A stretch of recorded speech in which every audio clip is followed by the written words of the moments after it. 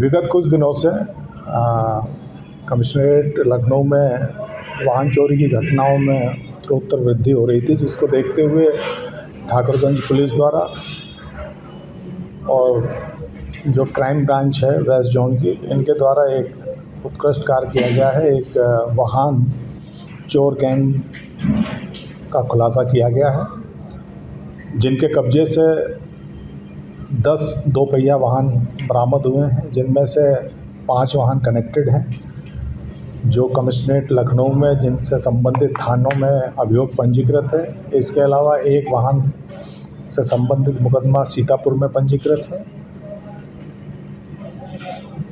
ये इनकी modus operandi ये थी कि ये 3 लोग इनमें से मुख्य रूप से वाहन उठाते थे और 2 लोग इसमें इनका सहयोग करते थे, इन्हें ग्राहक ढूंढने में और उन ग्राहकों को बेचने में। अभी भी इसमें कार्रवाई पुलिस द्वारा चल रही है। कुछ और लोग अभी भी संज्ञानित हैं, जिन पर कार्रवाई किया जाना शेष है। तो उम्मीद है कि आगे चल के हो सकता है कुछ और गाड़ियों की बरामदगी हो। सर, ये गाड़ियाँ कहाँ से चुराते थे और किस तरीके से इसको रेकी करते थे और गाड़ियाँ बरामद कहाँ से की गई? जैसा मैंने आपको पूर्व में ही अपने बोधन में बता दिया था, ये गाड़ियाँ, इनमें से 5 गाड़ियाँ जो हैं कमिश्नरेट लखनऊ से ही कनेक्टेड हैं, विभिन्न थानों से। गाजीपुर से भी है। इत्तेफाक से एक गाड़ी यहीं के एक TSI की भी चोरी की गई थी कुछ दिन पहले, जिससे संबंधित मुकदमा थाना गाजीपुर में पंजीकृत है, वो भी। और बड़ी महंगी गाड़ियों को ये बड़े कम दामों में बेचते थे।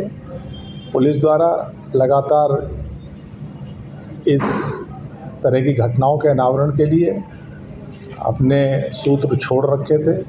उन्हीं में से एक सूत्र को कुछ लोग टकराए, जिनके द्वारा जब ये बहुत कम उसमें बेची गई, फिर इस इंफॉर्मेशन को डेवलप किया गया, जिसके आधार पर इस पूरे गैंग का खुलासा हुआ है।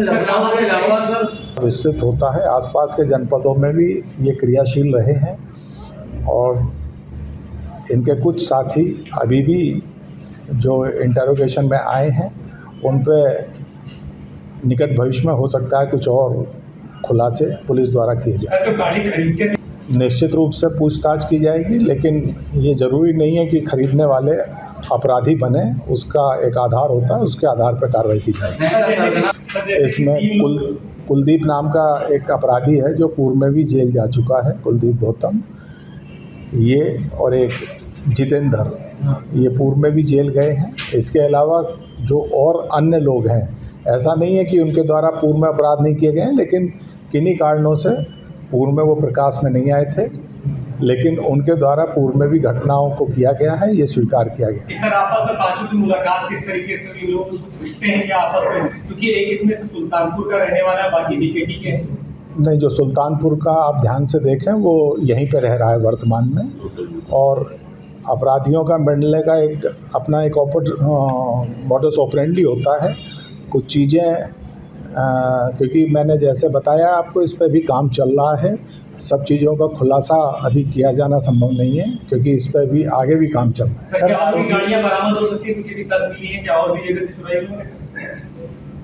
मैंने पहले ही बताया, अब या तो आप सुन नहीं पा रहे। जो मुख्य रूप से इंस्पेक्टर ठाकुरगंज और उनकी टीम और क्राइम ब्रांच जो वेस्ट जोन की है, इनके द्वारा, और इन लोगों को 25,000 का इनाम दिया जाएगा इस उत्कृष्ट खुलासे के लिए और एक गैंग पकड़ने के लिए। और मुझे उम्मीद है कि इसके बाद निश्चित रूप से आसपास के जो कमिश्नरेट के इलाका है, उसमें इस तरह के अपराधों में अंकुश लगेगा।